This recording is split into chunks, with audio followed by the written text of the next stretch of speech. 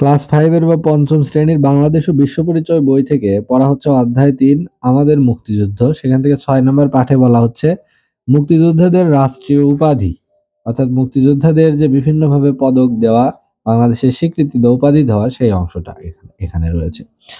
তো মুক্তিযুদ্ধে বীরত্ব ও সাহসিকতা প্রদর্শনের স্বীকৃতি স্বরূপ বাংলাদেশ সরকার বীরত্ব সূচক রাষ্ট্রীয় উপাধি প্রদান করে।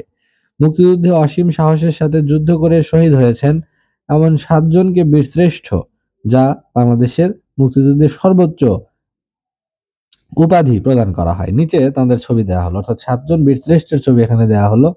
এই যেখানে দেখা যাচ্ছে 1 2 3 4 5 6 আর এই যে 7।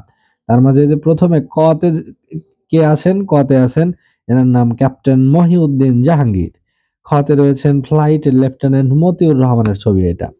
এখানে গ নাম্বারে যার ছবি তার নাম হলো সিপাহী হামিদুর রহমান। ঘ নাম্বারে যিনি এই যে ক্যাপ পরা যিনি, এনার নাম হলো ল্যান্স নায়েক নূর মোহাম্মদ শেখ। ও নাম্বারে এনার নাম সিপাহী মুস্তফা কামাল। চ নাম্বারে যিনি আছেন তার নাম engine room artificer Ruhul Amin. আর এই যেখানে সর্বশেষ বীরশ্রেষ্ঠ 7 নাম্বার বীরশ্রেষ্ঠ ছতে আছেন ল্যান্স নায়েক মুন্সি আব্দুর রউফ। এই 7 জনই হচ্ছে বাংলাদেশের মুক্তিযুদ্ধের সর্বোচ্চ খেতাব হচ্ছেন বীরশ্রেষ্ঠ। এই 7 জন হলো বীরশ্রেষ্ঠ, এবং কোনো বীরশ্রেষ্ঠ জীবিত না, সব বীরশ্রেষ্ঠ মুক্তিযুদ্ধের সময় শহীদ হয়েছিলেন বা মারা গিয়েছিলেন। এছাড়াও সাহসিকতা এবং ত্যাগের জন্য আরো 3টি উপাধি দেওয়া হয়েছে। উপাধিগুলো হলো বীর উত্তম, বীর বিক্রম, বীর প্রতীক। এই 3টি হচ্ছে এর পরের মানে সক্রিয়তা ক্রম অনুযায়ী, অর্থাৎ সবচেয়ে বেশি অবদান হচ্ছেন 7 জন বীরশ্রেষ্ঠে, তারপরে পদক অনুযায়ী পদবী অনুযায়ী বীর উত্তম, তারপর বীর বিক্রম, তারপরে বীর প্রতীক।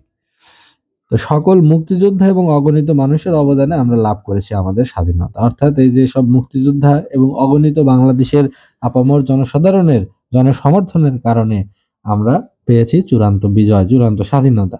তো এখানে 7 জন বীরশ্রেষ্ঠের নাম দেওয়া হলো এবং তাদের কার কোন পদবী ছবি সহ তাদের নাম দেওয়া আছে।